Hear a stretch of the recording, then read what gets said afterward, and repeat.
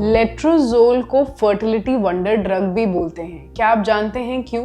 Hi, I am doctor Shivika from Birla fertility and IVF. आइए मैं आपको बताती हूँ कि लेट्रोजोल को इतनी इंपॉर्टेंस क्यों दी जाती है। लेट्रोजोल का जब इन्वेंशन हुआ था तो सबसे पहले हम इसको एक एंटी कैंसर ड्रग मानते थे। इसका यूज ब्रेस्ट कैंसर में किया जाता था। ये ईस्ट्रोजन को कम करता था जिससे कि ब्रेस्ट के कैंसर सेल्स भी कम होते थे। But over a period of time जब स्टडीज की गई तो ये देखा गया कि ये एग्स को, विमेन के एग्स का नंबर और उसके साइज को भी बढ़ाता है। फिर जो भी साइंटिस्ट और डॉक्टर्स थे उन्होंने और स्टडीज करी और फिर ये देखा गया कि इसको हम एग्स बनाने के लिए भी यूज कर सकते हैं। अब हमें ये जानना चाहिए कि लेट्रोजोल को कैसे लिया जाता है।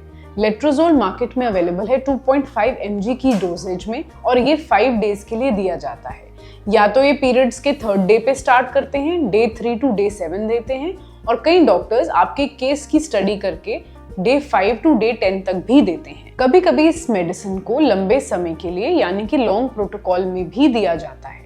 ये चीज आपका केस देखकर आपके डॉक्टर डिसाइड करेंगे। इस मेडिसिन को 5 दिन के बाद लेने के लिए आपको एक अल्ट्रासाउंड कराना है जिसको फॉलिक्यूलर मॉनिटरिंग कहते हैं, और एग की ग्रोथ को मॉनिटर करना है।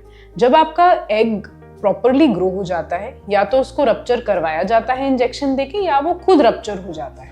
इस चीज को मॉनिटर करके या तो आप नेचुरल ट्राई कर सकते हैं या आप IUI करवा सकते हैं। इस वे में लेट्रोजोल आपको प्रेग्नेंट होने में हेल्प करता है। अब एक क्वेश्चन आता है कि हम लेट्रोजोल कब, किन कंडीशंस या केसेस में देते हैं। सबसे पहला, जिन पेशेंट्स को क्लोमिफेन से रेजिस्टेंस है।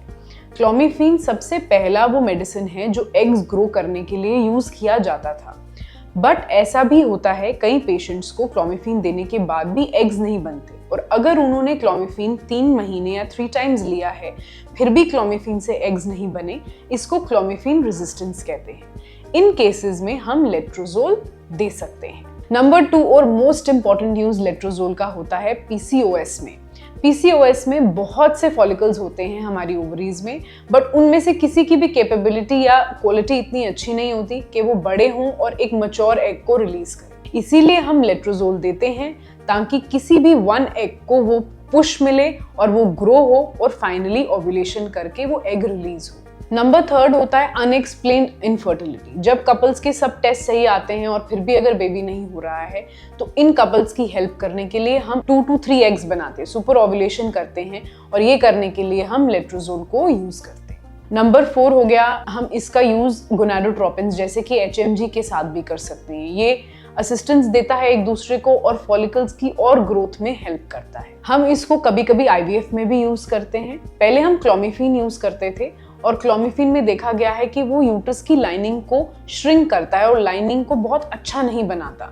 बट लेट्रोजोल यूज के बाद ये देखा गया कि यूट्रस की लाइनिंग भी बहुत अच्छी बनने लगी। तो हम इस मेडिसिन को IVF में ऐसे भी यूज कर सकते हैं। अपार्ट फ्रॉम ओव्यूलेशन इंडक्शन इसका और भी यूज है, जैसे जिन पेशेंट्स को एंडोमेट्रियोसिस है, एडिनोमायोसिस है, उनको भी हम लेट्रोजोल देते हैं, और ब्रेस्ट कैंसर में तो इसका प्रूवन यूज है। पेशेंट सबसे ज़्यादा वरीड रहते हैं कि मैम लेट्रोजोल के क्या साइड इफ़ेक्ट्स हो सकते हैं। जनरली इसके माइनर साइड इफ़ेक्ट्स होते हैं जैसे नौशिया, वॉमिटिंग, हेडेक, टायर्डनेस होना, ब्रेस्ट पेन होना, स्पॉटिंग हो जाना।